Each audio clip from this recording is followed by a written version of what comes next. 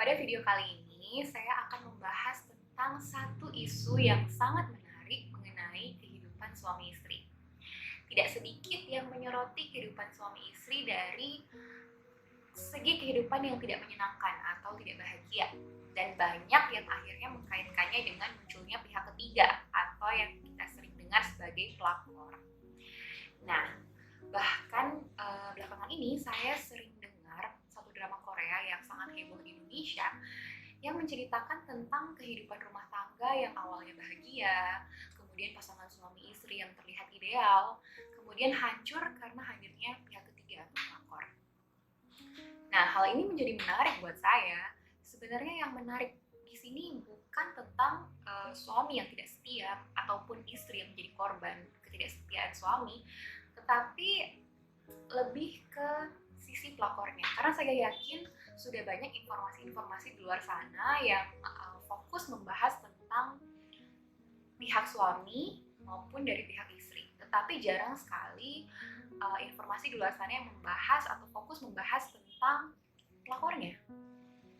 Kenapa ya ada orang-orang yang ingin menjadi pelakor? Oke lah, banyak yang bilang bahwa banyak juga pelakor yang akhirnya memilih untuk menjadi seperti itu karena kebutuhan ekonomi, ya. Mungkin ada hutang-hutangnya yang harus dilunasi, kemudian ada kebutuhan-kebutuhan secara materi yang harus dipenuhi, sehingga akhirnya dia memilih ya udahlah jadi pelakor aja nggak apa-apa gitu. Tapi ada juga wanita-wanita di luar sana yang secara materi terpenuhi, kebutuhan ekonominya terpenuhi, tetapi tetap menjadi pelakor. Contohnya di film The World of the Married, salah satu drama Korea yang juga heboh di Indonesia. Di sana diceritakan ada satu pelakor namanya Dakyung. Nah, Dakyung ini kalau di cerita ini dia bisa dibilang wanita yang kaya. Dia berasal dari keluarga yang kaya raya, salah satu keluarga yang ternama, yang sangat ternama di daerahnya, sehingga sepertinya uang itu bukan jadi masalah buat Dakyung ini gitu. Tapi kenapa dia memilih untuk menjadi pelakor? Apa sih yang membuat orang akhirnya terlepas dari semua kebutuhan-kebutuhan materinya, dia tetap memilih untuk menjadi pelakor gitu. Pertanyaan yang menarik di sini buat saya adalah apakah mereka sadar bahwa mereka itu adalah perusak rumah tangga orang? Atau apakah mereka menganggap hal itu wajar? Karena balik lagi seperti yang saya bilang tadi, Dakyung ini kalau kita lihat adalah wanita yang sangat bisa dibilang dia high class gitu ya. Dari segi penampilan dia atraktif, menarik, cantik, pintar, dari keluarga yang kaya. Kalau kita lihat dia sebagai wanita ini merupakan tipe wanita yang ideal gitu ya. Semua wanita pengen jadi kayak dia. Tapi semua hal-hal positif di dalam diri dia ini hancur karena dia menjadi pelakor. Bahkan banyak netizen yang katanya menghujat dia karena saking emosinya gitu loh dengan karakter dia di film The World of the Married ini gitu. Jadi kenapa ya ada orang-orang seperti ini? Kenapa ada orang-orang yang rela menjatuhkan harga dirinya untuk menjadi pelakor? Ya, menjatuhkan apa yang dia miliki, sesuatu yang positif yang dia miliki untuk menjadi pelakor. Nah, saya akan membahasnya sedikit dari aspek psikologi dan saya membagi menjadi beberapa tipe pelakor berdasarkan pengalaman atau motivasinya menjadi pelakor. Pelakor tipe yang pertama adalah pelakor yang sudah menikah. Nah, biasanya pelakor-pelakor yang sudah menikah ini ingin mencari hubungan emosional yang lebih baik dengan orang lain dengan tujuan untuk memperoleh kebahagiaan yang tidak ia temukan di pernikahan yang sebelumnya atau yang tidak ia temukan dengan pasangannya. Nah, biasanya mereka ini memaknakan pernikahan mereka ini sebagai pernikahan yang tidak bahagia. Dan mungkin beberapa di antara wanita-wanita ini menganggap bahwa suaminya ini mengabaikan dia, tidak mencintai dia, mungkin jarang spend waktu dengan dia, sehingga akhirnya dia mencari kebutuhan-kebutuhan emosionalnya yang belum terpenuhi dari suaminya ini. Nah, sebenarnya bukan berarti saya membenarkan perilaku mereka ya dengan saya mengungkapkan hal seperti ini. Bukan berarti saya membenarkan tindakan mereka, Tapi dengan kita melihat pemahaman seperti ini, kita memahami alasan kenapa mereka seperti itu, kita akan mendapatkan gambaran bahwa orang-orang yang tidak memaknakan pernikahan sebagai sesuatu yang berharga, atau orang-orang yang tidak memberikan value terhadap pernikahan mereka akan lebih rentan untuk menjadi pelakor, atau akan lebih rentan untuk terlibat dalam perselingkuhan. Dan banyak juga yang akhirnya termotivasi untuk membalas dendam. Jadi karena dia melihat suaminya sudah selingkuh, dia juga akhirnya seperti mengkhianati dirinya sendiri, seperti merusak dirinya sendiri untuk melakukan perilaku yang sama seperti suaminya, yaitu menjadi pelakor. Kalau kita lihat di film drama Korea itu, film The World of the Married, tokoh utamanya atau protagonisnya ini, saya lupa namanya, dia akhirnya memilih untuk menjadi pelakor juga. Dia memilih untuk selingkuh juga gitu dengan pria lain karena dia merasa sakit hati dengan perlakuan suaminya seperti itu. Jadi rasa sakit yang diterima oleh wanita ini itu ditransmisikan atau ditularkan kepada orang lain agar orang tersebut juga merasakan apa yang ia rasakan, agar orang tersebut juga merasakan rasa sakit yang ia rasakan. Nah, tetapi belum tentu, sekali lagi saya bilang, belum tentu orang-orang yang mengalami hal-hal seperti ini, yang mungkin kehidupan pernikahannya tidak bahagia, akhirnya memilih untuk menjadi pelakor. Tidak semua seperti itu, ya. Ada juga orang-orang yang walaupun kehidupan pernikahannya tidak bahagia, tetapi karena nilai-nilai di dalam dirinya kuat, nilai-nilai moral di dalam dirinya kuat, akhirnya membuat dia tidak sampai berbuat seperti itu. Itu ada juga. Tapi banyak juga yang akhirnya karena merasa kehidupan pernikahannya tidak bahagia dan memilih untuk menjadi pelakor. Itu juga banyak. Nah, pelakor yang kedua adalah pelakor yang pernah mengalami abuse atau siksaan dalam hidupnya. Nah, kalian pernah nggak mendengar dari media atau mungkin dari teman kalian ada orang-orang atau ada wanita yang melakukan hubungan seksual dengan banyak sekali pria? Saya pernah mendengar teman saya menceritakan hal tersebut, ya. Dan wanita ini melakukan hubungan seksual dengan 250 laki-laki. Wow. Dan setelah diselidiki, ternyata dia mengalami sexual abuse dari ayahnya saat dia berusia 6-12 tahun. Jadi selama 6 tahun dia mengalami perlakuan kejam dari ayahnya. Dan saat ditanya, kenapa kamu melakukan seperti itu? Apakah kamu sebenarnya senang melakukan seperti itu? Dia bilang bahwa dengan melakukan hubungan seksual dengan beberapa laki-laki, itu adalah cara dia untuk merasa dicintai. Cara dia merasa dicintai adalah dengan melakukan hubungan seksual. Nah, pelakor tipe ini cenderung memiliki identitas yang rusak. Mereka menganggap diri mereka ini sebagai diri yang cacat, diri yang rusak, sehingga perilaku yang mereka lakukan adalah perilaku yang sifatnya adalah merusak diri. Sehingga tidak heran akhirnya mereka melakukan sesuatu yang justru menjatuhkan harga diri mereka. Ya, kebutuhan terbesar dari mereka ini adalah kebutuhan untuk merasa dicintai, dan satu-satunya cara yang mereka pikir adalah dengan melakukan hubungan seksual. Pelakor tipe ketiga adalah pelakor yang menyukai kebebasan. Nah, biasanya pelakor tipe ini berasal dari keluarga yang tidak menjalankan fungsi di dalam keluarganya dengan baik, entah ibu, ayah, atau justru kedua-duanya.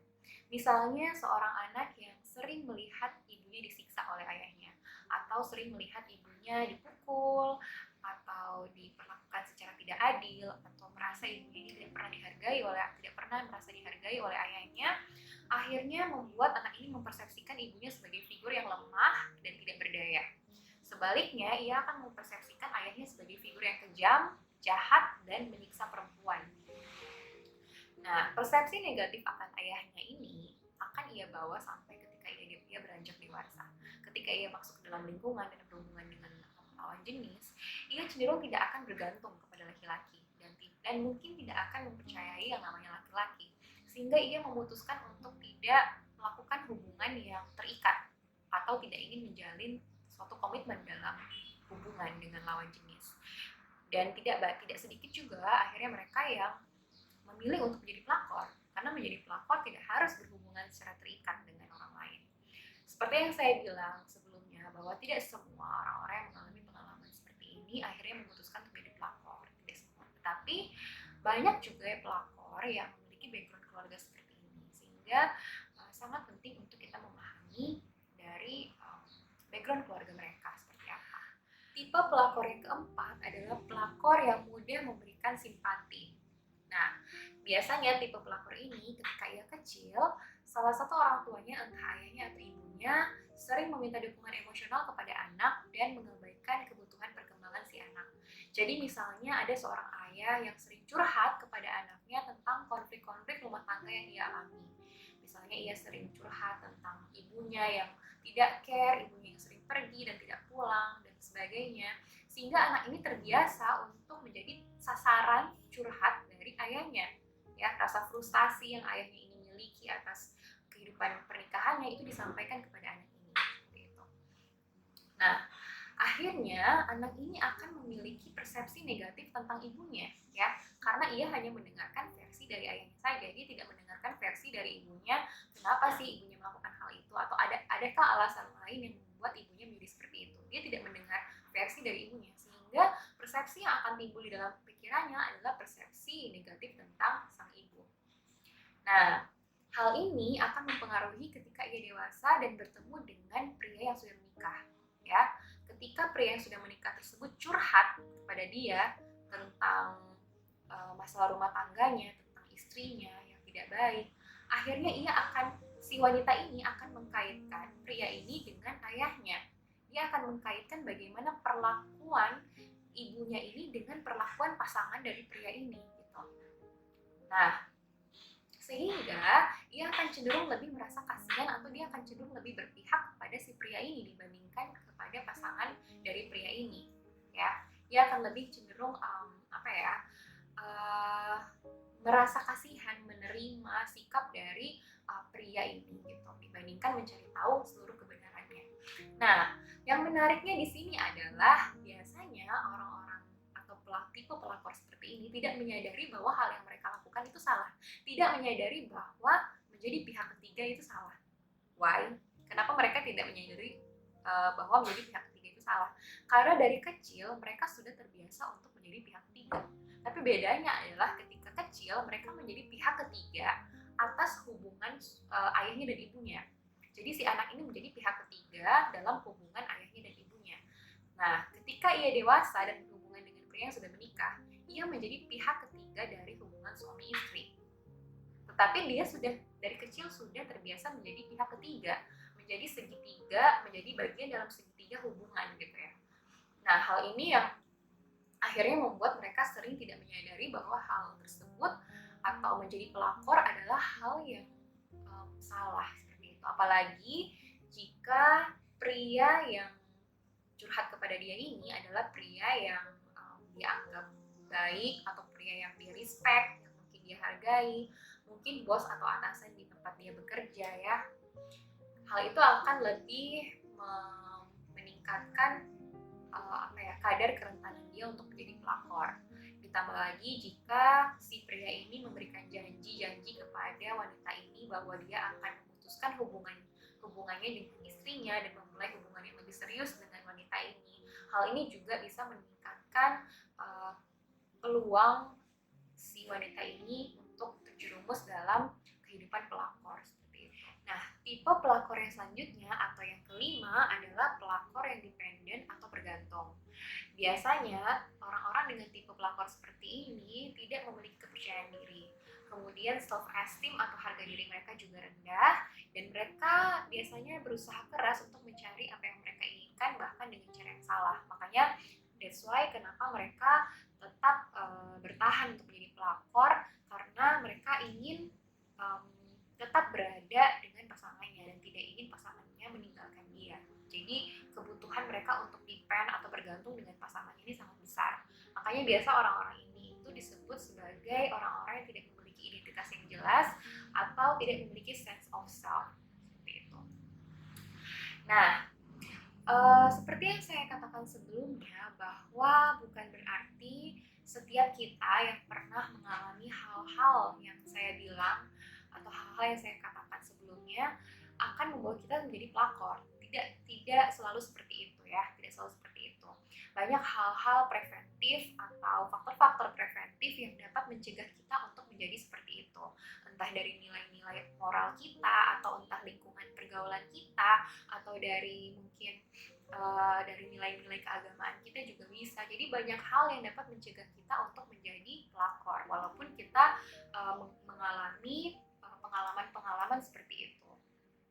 Nah, sekarang saya tidak akan membahas siapa yang salah dan siapa yang benar seperti itu ya.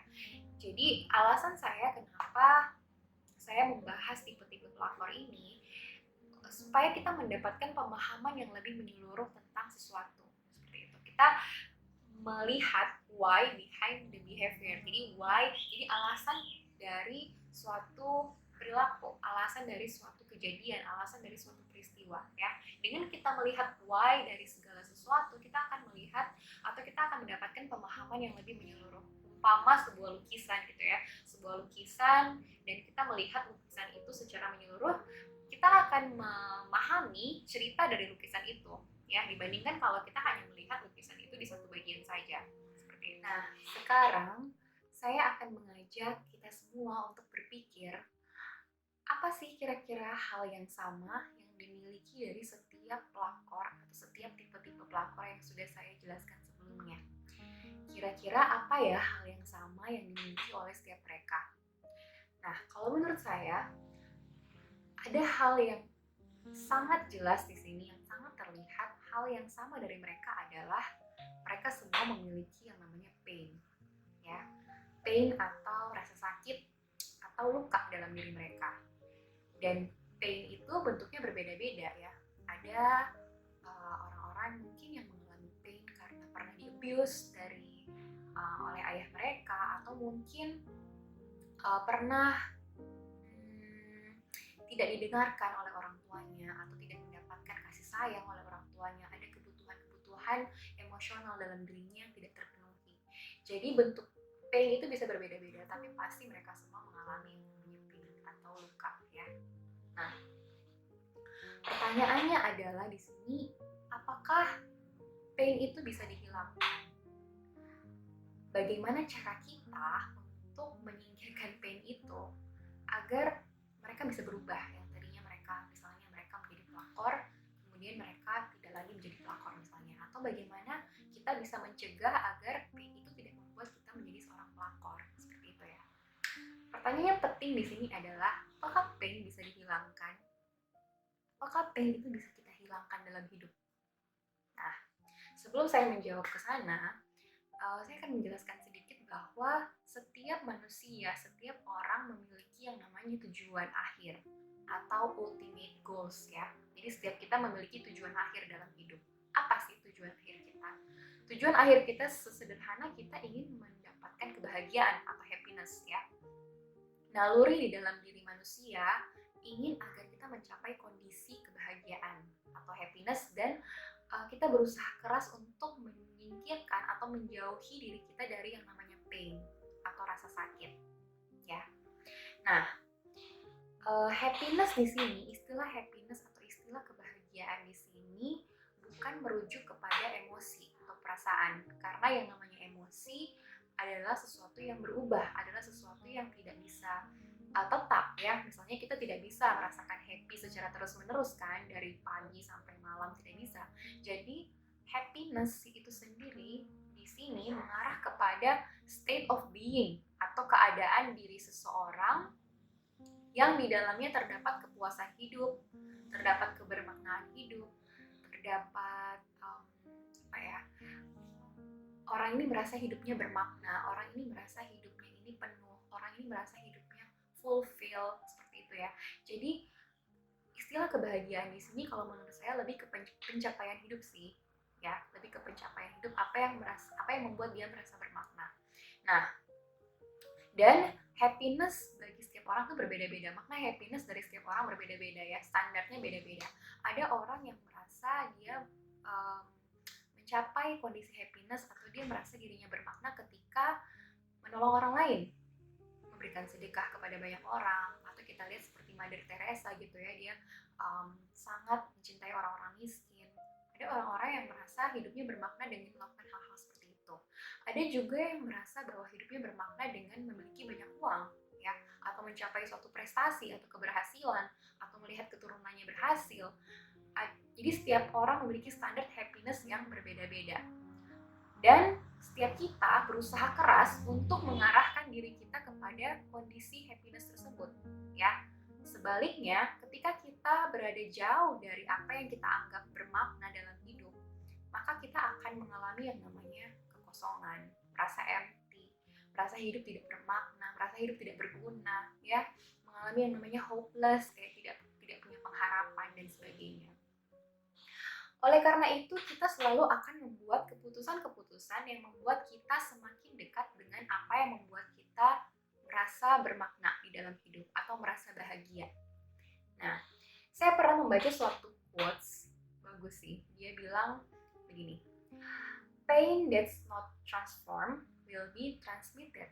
Atau bahasa Indonesianya adalah luka atau rasa sakit yang tidak ditransformasikan akan ditularkan kepada orang lain.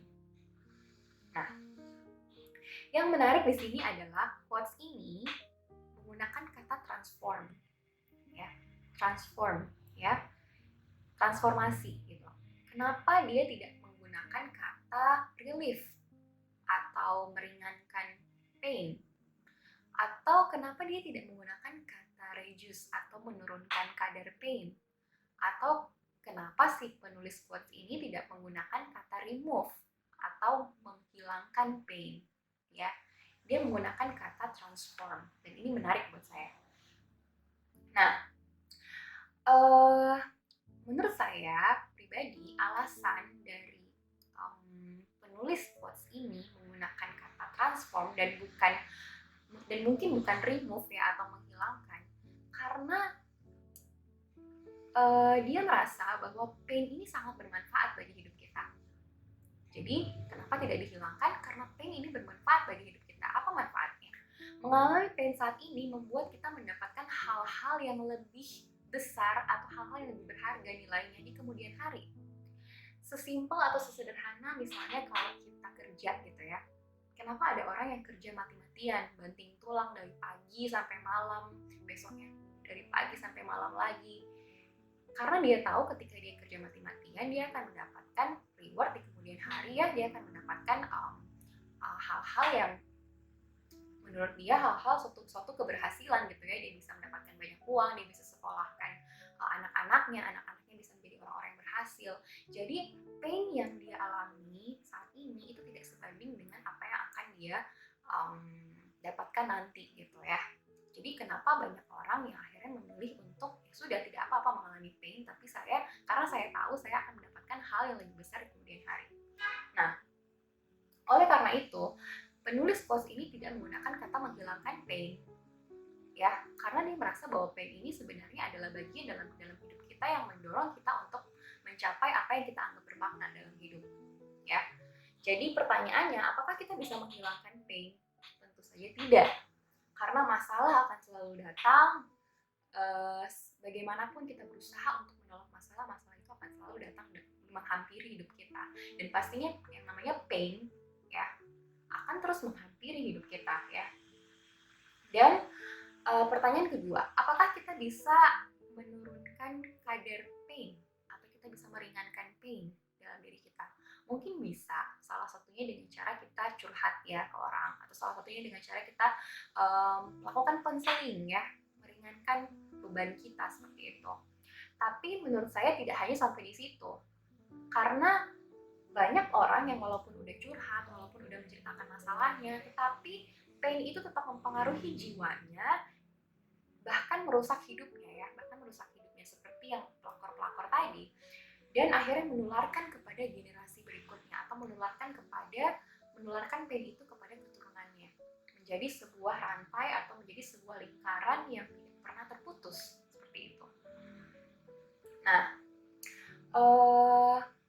balik ke quotes yang tadi, ya, pain that's not transformed will be transmitted, ya. Apa sih arti dari transform itu? Arti dari transform itu sendiri? Menurut kamus Merriam-Webster, transform artinya yang pertama, to change in composition or structure. Jadi mengubah komposisi atau strukturnya. Yang kedua, to change the outward form or appearance of. Mengubah bentuk luar atau penampilannya. Yang ketiga adalah to change in character or condition. Mengubah karakter atau kondisinya. Nah, dari definisi di atas kita bisa katakan bahwa being transformed berarti ada struktur atau ada karakter yang berubah di dalamnya. Kalau kita kaitkan dengan konteks pain, berarti ketika pain ini ditransformasikan, berarti ada sifat atau karakter dalam pain ini yang berubah. Nah, kira-kira apa ya sifat yang berubah dari pain? Kalau menurut saya, sifat yang berubah adalah cara kita memandang pain itu sendiri. Painnya tidak akan hilang gitu ya. Tapi pain itu akan tetap ada, dan bagaimana cara kita memandang pain itu yang penting. Ya. Apakah kita melihat pain atau luka dalam diri kita sebagai penghalang dalam hidup yang akhirnya membuat kita menjadi menyangkal pain tersebut, kita menjadi menyangkal diri kita tidak menerima pain itu dalam hidup kita yang akhirnya membuat kita mati-matian menutupi luka kita, atau kita justru melihat pain sebagai jalan masuk kita untuk mencapai apa yang kita anggap bermakna dalam hidup, atau justru kita melihat pain sebagai bagian dalam hidup kita yang mendorong untuk mencapai apa yang kita anggap bermakna, state happiness yang tadi saya bilang, apa yang dianggap bermakna untuk orang tersebut ya. Nah, jika seseorang tidak menemukan cara untuk membuat lukanya menjadi luka yang membawa kepada kebermaknaan hidup, maka ia akan selalu menjadi sinis. Nah, ini yang penting. Ia akan selalu menjadi sinis, menjadi negatif, atau pahit dengan hidupnya. Ya. Jika ia tidak mengubah rasa sakitnya, dia akan menularkan pain tersebut kepada orang lain. Dan yang paling rentan adalah kepada anaknya. Dan hal ini yang tidak ingin kita melakukannya sebenarnya. Oke, jadi di sini kita bisa simpulkan bahwa pain tidak bisa dihilangkan. Pain akan terus tetap ada selama kita hidup, ya. Sekeras apapun cara kita untuk menghilangkan pain itu tidak bisa luput dari hidup kita. Kita tidak bisa menyingkirkan rasa sakit kita sampai kita belajar bahwa menerima pain adalah hal yang penting dalam hidup kita untuk mencapai goals atau untuk mencapai hal yang kita anggap bermakna dalam hidup. Kita tidak perlu mengkambing hitamkan orang atas segala sesuatu yang terjadi dalam hidup kita. Kita tidak perlu menyalahkan orang lain atas segala sesuatu yang terjadi dalam hidup, ya. Karena mungkin mereka dulunya memperlakukan tidak baik, tetapi dengan kita mengubah mindset kita dalam memandang pain, ya, bukan justru menghilangkannya, karena tidak akan pernah hilang kan. Mengubah mindset kita terhadap pain itu yang penting agar kita tidak menularkan pain itu kepada orang lain. Nah, mungkin di antara kita tidak ada yang pernah berpikir untuk menjadi pelakor atau misalnya jadi selingkuhan. Saya pun tidak pernah berpikir untuk menjadi seperti itu, dan mungkin hidup kita juga terasa baik-baik saja gitu ya. Kita memiliki pasangan yang baik, mungkin bapak ibu juga memiliki pasangan yang baik, kehidupan pernikahan yang baik, dan merasa semuanya terlihat fine, dan luka tersebut tidak berhasil membuat kita untuk memilih jalan yang buruk.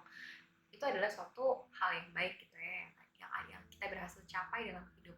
Tetapi tidak sedikit orang di luar sana yang akhirnya terjerumus dalam hal yang salah. Pain itu akhirnya membuat mereka masuk ke dalam jalan yang salah karena mereka belum bisa menerima pain tersebut dalam hidupnya, ya.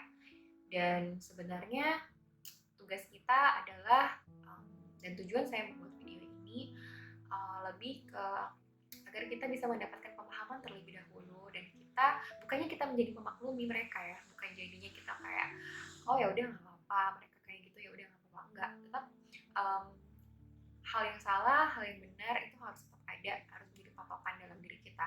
Tetapi ketika kita memahami why behind the behavior seperti yang saya katakan sebelumnya, kita akan mendapatkan pemahaman yang lebih menyeluruh, dan ketika kita mencoba membantu orang-orang seperti itu, kita akan dapat membantu core-nya, atau kita akan dapat membantu inti permasalahan mereka, seperti itu. Dan itu yang penting. Oke, semoga video ini bermanfaat dan dapat menginspirasi kita semua